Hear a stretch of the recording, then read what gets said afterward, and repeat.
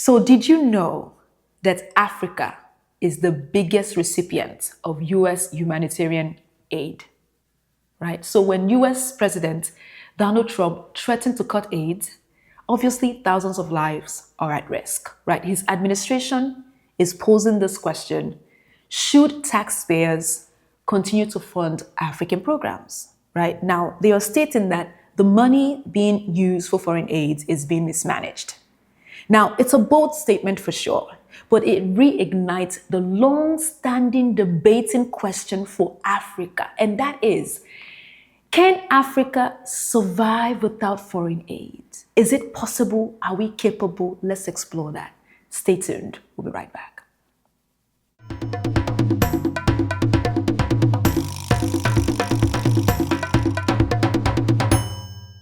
So hello everybody and welcome back. My name is Moitinia and I'm a visual storyteller who happens to be visually impaired. Now, if you're stopping by for the first time, thank you and welcome. If you've been here for a while, always thank you for your support, right? So let's jump right into the story. Now, the whole world is afraid. The people, especially those who are benefiting from AIDS or foreign aid, right?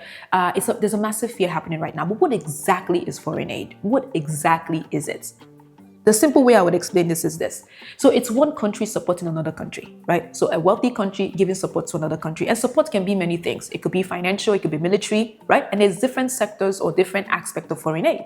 So there is developmental, right? There is military, like you have the Ukraine war, the US sending their soldiers or their armies or whichever the case may be to Ukraine, right? There's economic.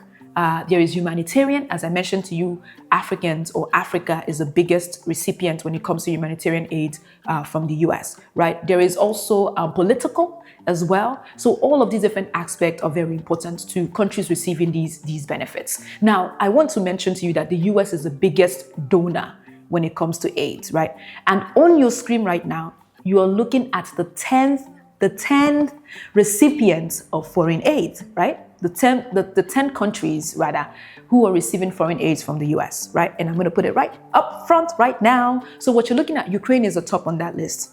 Then you have Ethiopia, there's some other Middle Eastern countries there. There's Nigeria, there's also South Sudan as well. If you know the story about South Sudan, there's a war happening right there. There's a war happening over there, rather. And so they're receiving a lot of humanitarian services as well. Now, I began this episode with a question, a burning question, which is, right? Can Africa survive? Can we survive? Do we have the ability? Do we have the capability? Do we have the mental capacity to survive without foreign aids? Here is the gist, right? Africa is wealthy. We know this already, right? But we have multinational companies that are benefiting from Africa's economy, right? And in sectors like oil and gas, mining, consumer goods. We have companies, when I mean by companies, foreigners that are coming in to extract the wealth from Africa, right? And then turn around and sell these items or these refined products for thousands and thousands of dollars. So the irony is this: if we as a continent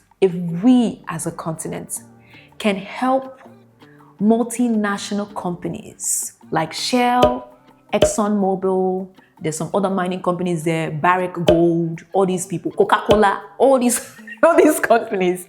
If we can help them become multi or trillionaires, right? Billion or trillionaires, why can't we then turn around and help ourselves?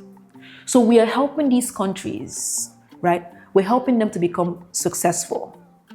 And yet we are dependent on foreign aids. The math is not matching there. You know, foreign aid and Africa is like sugar daddy and sugar baby. No, just hear me out, right? It's a long-standing debate. And the gist is this. Just imagine you're seeing this guy. If you're attracted to a guy, boy, whatever it is, right? You're seeing this guy and he has a lot of money.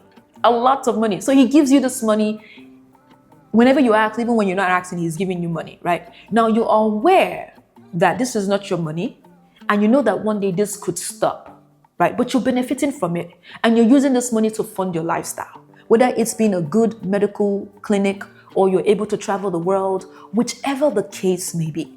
But then one day you woke up, bagam, and you come across a headline like this, threatened, and a 90-day cease of the money that you've been receiving, right? So a lot of Africans, I don't think they're very shocked, right? Obviously, I don't think we're shocked. I think what's happening right now is just how swift this is, because people are not giving notice as to what they should do or not do to gather themselves and prepare themselves for not having fundings coming into their country or into their organizations. I think that's where the serious issues are. And if you've been reading the news, you know that lots of countries within Africa, I mean, you think of South Africa, where it has a massive AIDS or HIV population, and the money going into that country is to help keep those people alive. You look at Sudan, where there's a war. You look at South Sudan, you look at Ethiopia, and these people are dependent on this money on a daily basis. So if this is seized, right, millions of lives are going to suffer greatly. But when we look at AIDS, though, and we look at the relationship with Africa and AIDS, like this book behind me, Dead AIDS. Her name is Dambisa Moyo. And she talks about it in her book. She said, AIDS were never designed to help Africa fight poverty. AIDS, if anything, has promoted corruption, and it has kept us in poverty prior to even our having AIDS in the first place, right? It's not something that was designed to help us succeed or thrive as a continent. It is something that has kept us in repeated cycle of poverty. So perhaps this time, this season, this moment would be a wake-up call for the continent of Africa to start to look at its internal resources. For example, when I was speaking about the multinational nations, right? To look at what exactly is going on within the oil and gas industry or sectors. What exactly is going on within the mining sectors? What exactly is going on within the consumer goods sectors, right? Where these nations, or these corporations rather, are coming in.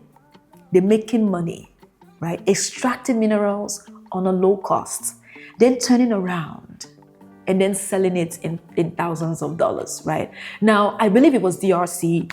The government decided to sue Apple because Apple was extracting minerals from its country illegally, right? Allegedly, I should say. You know, there's more cases like that. But if we as a continent, right, if we can put Africa first, because that's what America is doing right now. They're putting America first. Aid to Africa is 1% of America's monies or America's GDP. Which one is it in America? 1% to their federal money. Help me out now. Why are you just quiet?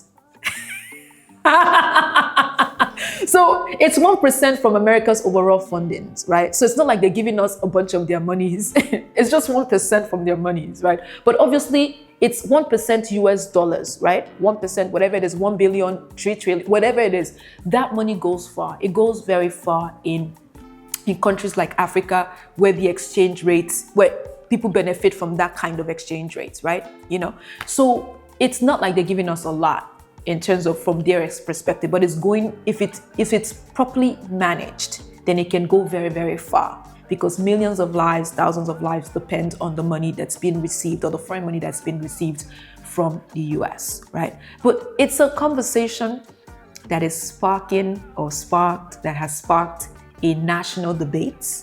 But do you think, as my audience listening to me speak, do you think it's an appropriate time for Africa to start to look at herself with the eyes that our ancestors will look at us?